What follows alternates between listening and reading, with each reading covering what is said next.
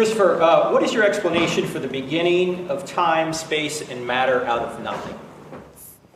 Well, we don't know. I remember being asked by one of my children once when I said, well, what was there at the Big Bang? And I said, well, you have to imagine, this shows how poverty-stricken our own vocabulary is, and I suspect how poverty-stricken our own capacity is.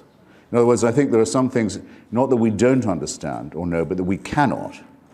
So we're reduced to sort of primitive images. But I said, suppose you could picture all of matter, the whole of matter, condensed into, I got this from Hawking, I think, one of his colleagues, condensed into something like a very small, dense black suitcase of the kind you see people carrying money in crime thrillers. And it's about to fly open. That's what you'd have to be able, and everything that's ever going to be is inside that.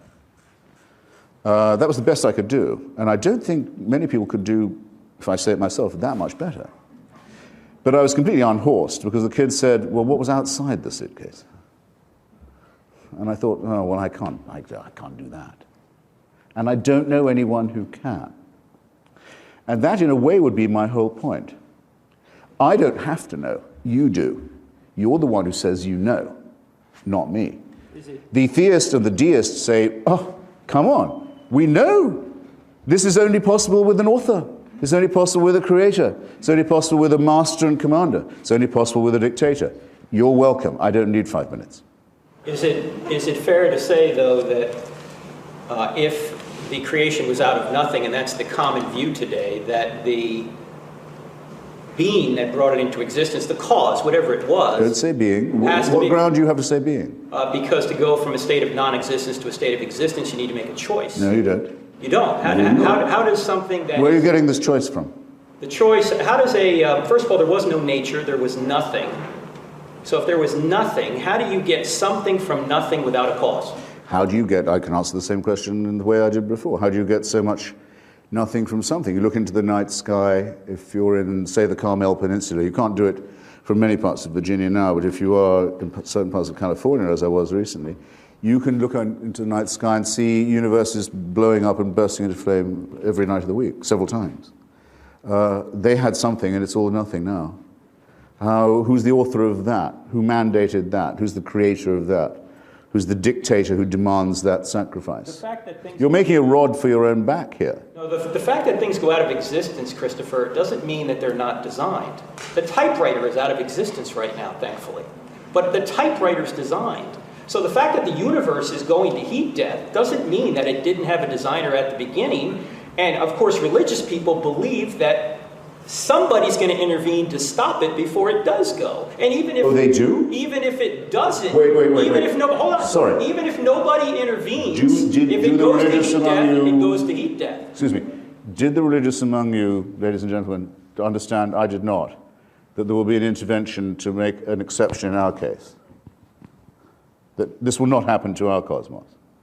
That God will prevent the heat death. That's the Christian view, and as I said, I had no idea. Yes. That a new heaven and new earth will be created. Genesis is paradise lost. Revelation is paradise restored. It sounds fatuous to me, I've got to say. Again, how do you get something from nothing? I am not the one who has to answer the question. Excuse me, you're the one who has to answer the question. You're the one who claims to know. You say there was a creation moment and a creator. I want to know why you're changing the subject and saying to me, how do I not know this?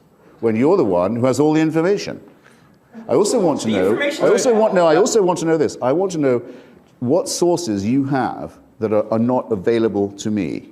How do you know that an intervention will occur to prevent the entropy and implosion and destruction of our solar system? If you want to go to our second debate, I'll provide that. Well, but what I'm saying is, let's say there's no intervention. Let's say there's no intervention. We go to heat death. Does that mean that the universe was not created and not designed? It doesn't entail that belief, no, but it makes it... Okay, so what's your point? It makes it seem a very capricious designer.